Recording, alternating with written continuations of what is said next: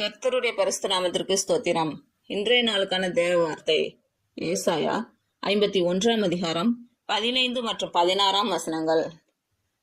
உன் தேவனாய் இருக்கிற கர்த்தர் நானே, அலைகள் கொந்தளிக்கத்தக்கதாய் சமுத்திரத்தை குலுக்கிற சேனைகளின் கர்த்தர் என்கிற நாமம் உள்ளவர்.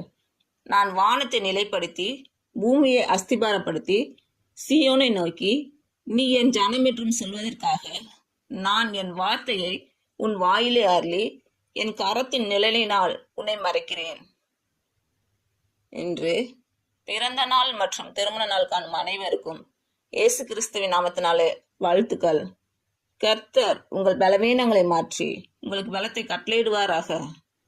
கர்த்தர் உங்களையும் உங்கள் பிள்ளைகளையும் உங்கள் பிள்ளைகளின் பிள்ளைகளையும் ஆசீர்வதிப்பாராக. கர்த்தர் உங்களோடு இருந்து உங்கள் பணிகளையும் பயணங்களையும் ஆசீர்வதிப்பாராக. ஆமென்.